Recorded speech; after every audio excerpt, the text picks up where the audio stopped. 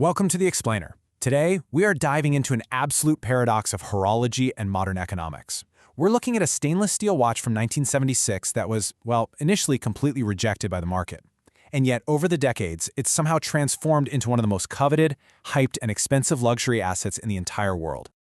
I mean, the premise of this story is almost absurd, right? We are looking at a timepiece made of standard stainless steel, literally the exact same stuff your kitchen sink is made of. But Patek Philippe dared to price it like solid gold. It created a massive curiosity gap back then, and it creates one today. How exactly did a commercial flop turn into an object that actually trades for the price of a family home? It's honestly mind-blowing when you think about it.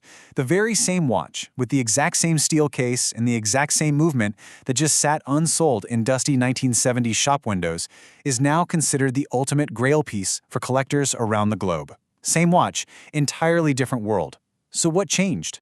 Over the next few minutes, we're going to unpack this whole transformation. First up, the history. Second, the model itself. Third, the market trends. And finally, the conclusion. All right, part one, the history. How we went from the quartz crisis to a complete commercial flop.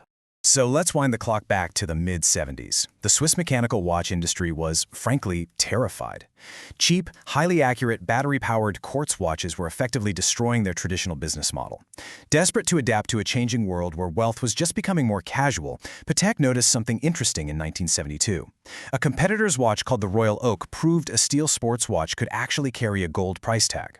So, in 1974, Patek hired the exact same legendary designer, Gerald Genta. The story goes that he famously sketched the Nautilus in mere minutes on a restaurant napkin in Basel, literally while watching Patek executives dine nearby.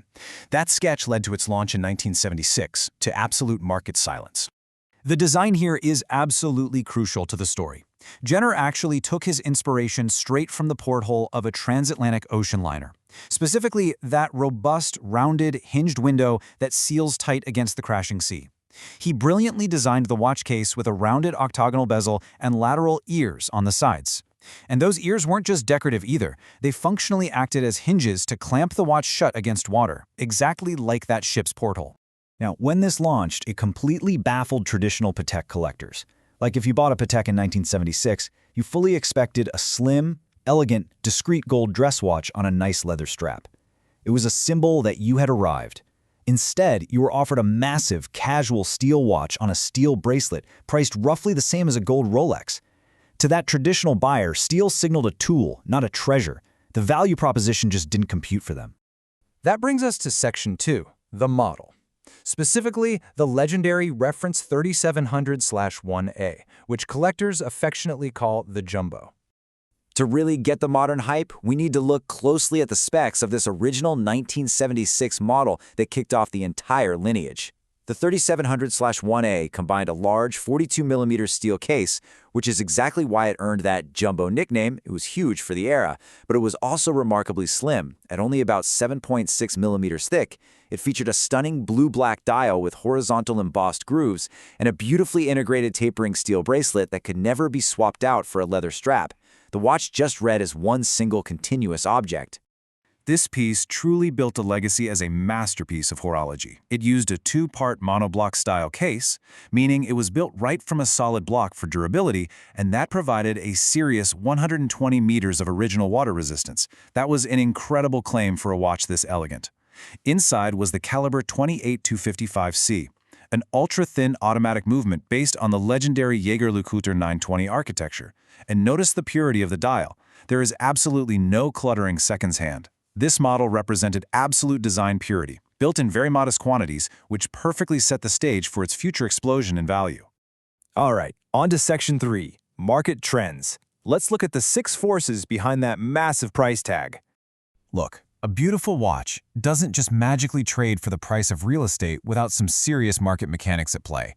We can map this evolution out step by step. It starts with basic supply and demand, layers on brand prestige, adds historical design impact, gets caught up in a modern hype cycle, gets locked in by auction psychology, and finally ends with a massive psychological shift in how wealthy buyers view the watch itself. So, force number 1 is scarcity. Patek made pretty modest numbers of the 3700 to begin with, and over time, the supply of honest, original condition vintage models just continually shrinks. Force 2 is brand prestige. Patek Philippe sits at the very top of the watchmaking pyramid. It's a family-controlled manufacturer with an unbroken reputation for the finest finishing in the industry. So low supply plus immense prestige is the foundational recipe for vertical prices. Then we have Force 3, the Genta effect. Because Gerald Genta's designs, specifically the Royal Oak and the Nautilus, essentially invented the entire modern category of the luxury integrated bracelet steel sports watch, these originals became historically untouchable. Almost every major brand out there now has a watch in this category, and they literally all trace their DNA back to these Genta originals. Force 4 is the modern hype cycle. Back in the 2010s, steel sports watches became the ultimate defining status object for a whole new generation of wealth: tech founders, athletes, musicians. Then, in 2021, Patek Philippe did the unthinkable and discontinued the modern Nautilus, the 5711. All that rabid pent-up demand had nowhere to go but straight onto the secondary market, and that immense heat radiated directly back onto the vintage originals. Which brings us to Force 5, the auction ratchet. This is such a fascinating bit of market psychology. An auction ratchet occurs when one highly publicized, headline-making auction sale completely resets the price floor. Once a record price is achieved publicly, well, every other owner of that watch refuses to sell below that new benchmark. The baseline price rises, it clicks into place like a ratchet, and it essentially never comes back down. And finally, Force 6, the store of value narrative. This happens when buyers stop looking at the watch as just something to wear and start treating it as a hard financial asset. It's a fundamental shift from asking, what is this worth to wear, to what is this worth to hold? When a critical mass of buyers agrees that a steel watch is a hard asset, it pushes its price right up to the level of residential real estate. And that brings us to Section 4, the conclusion. Is it actually worth a house? So, after breaking down all this history, horology, and economics, we really have to ask the big question: is this object actually worth the price of a house? But real quick, I need to be explicitly clear here. This explainer is absolutely not investment advice. The vintage watch market is incredibly illiquid, it is entirely unregulated, and it is highly driven by fashion and fleeting trends. Prices that go vertical can easily crash. The Nautilus is expensive today because a very specific set of forces aligned perfectly, but remember, forces can always unalign. Ultimately, there is a quiet, profound irony to this whole story. The Nautilus was a robust steel watch originally engineered for a wealthy guy to relax, to swim, and to wear on a yacht. But because of these incredible economic forces we just discussed, it is now so valuable that it almost exclusively sits completely hidden away in dark bank deposit safes. A watch built for the sun, literally locked in the dark. The Nautilus Reference 3700 is, without a doubt, a horological masterpiece. The design is so complete that nobody has meaningfully improved upon it in 50 years, and the execution by Patek is flawless. But whether it actually justifies the cost of a home? Well, that's not a horological question. It's a question of personal values. So I leave it to you. Is any watch truly worth a house, or has the market lost the plot entirely?